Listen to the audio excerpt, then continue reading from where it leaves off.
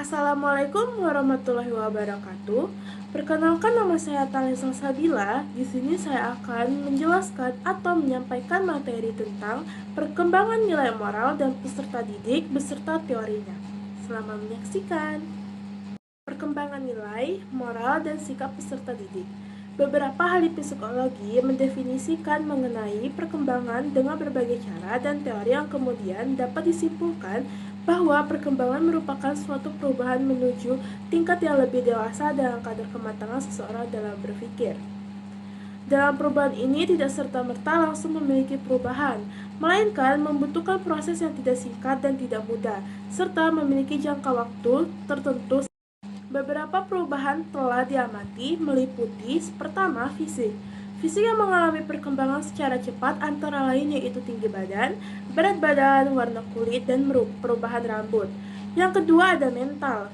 Terdapat peserta didik yang merasa takut untuk berhadapan dengan orang banyak atau berbicara di depan khalayak umum. Yang ketiga adalah sosial. Mereka memulai diwajibkan untuk berhadapan langsung dengan dunia sosial yang melibatkan beberapa orang untuk menjalani kehidupan. Perkembangan nilai dan moral peserta didik. Nilai moral merupakan salah satu prinsip atau keyakinan seseorang untuk mengetahui baik atau buruk, benar atau salah, yang membentuk etika dan perilaku peserta didik. Moral yang dimiliki seseorang akan menghasilkan konsekuensi yang akan diterima oleh masing-masing individu. Nilai moral juga membentuk dasar untuk mengevaluasi tindakan dan keputusan yang dibuat oleh individu. Perkembangan sikap peserta didik. Perkembangan peserta didik dipengaruhi oleh beberapa faktor, yaitu seperti faktor keluarga, faktor lingkungan, faktor pendidikan, serta faktor agamis. Sikap pertama kali yang diajarkan kepada peserta didik berasal dari parenting orang tua. Perkembangan sikap akan mempengaruhi karakter yang dimiliki oleh individu tersebut.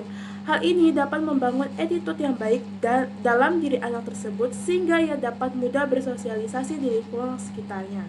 Baik, di sini saya akan melanjutkan materi tentang teori dasar perkembangan peserta didik. Teori dasar perkembangan peserta didik. Menurut Kim 2011, terdapat beberapa teori yang membahas pertimbangan peserta didik.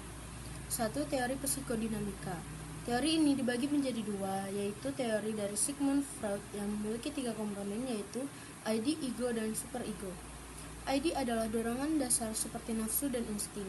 Ego mencari keseimbangan antara dorongan ID dan realitas eksternal. Superego merupakan kepribadian yang menginternalisasi nilai dan norma sosial. Eric Erikson menjelaskan tentang dasar-dasar orientasi umum yang diterima dari Freud dan kemudian Eric menambahkan dasar orientasinya mengenai tahapan psikososial, penurunan identitas diri dan metodologi. Perkembangan psikoseksual. Tahap oral. Fokus pada mulut dan pengisian kebutuhan melalui menyusu dan oralitas. Tahap anal, pengendalian buang air dan besar dan perasaan memiliki kontrolin. Tahap valve, fokus pada organ kelamin dan konsep gender. Tahap instansi, fokus pada perkembangan sosial dan intelektual. Tahap genital, fokus pada hubungan seksual dan kematangan emosional. 2.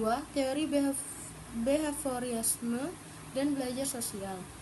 Teori behaviorisme adalah teori yang mengabaikan proses mental internal yang tidak dapat diamati secara langsung, seperti pikiran, perasaan, dan konsentrasi terhadap tangkapan eksternal yang memengaruhi perilaku. Beberapa konsep utama dalam teori behaviorisme dan pembelajaran asosiasi kondisi klasik, pembelajaran operan, penguatan dan hukuman generalisasi dan diskriminasi, pendekatan empiris, dan metode pembelajaran.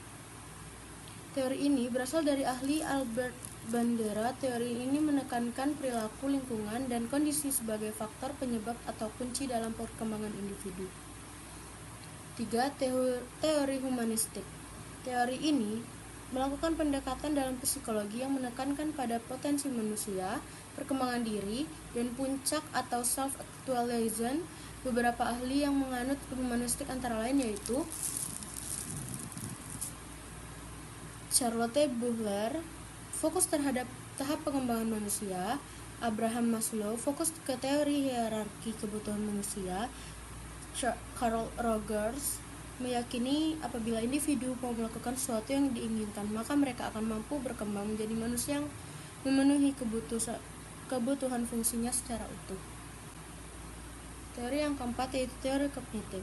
Mengacu pada perbuatan proses dan ahli yang menganut teori ini yaitu Jean Piaget, menunjukkan bahwa pandangan kognitif merupakan hasil gabungan dari kedewasaan otak dan sistem saraf.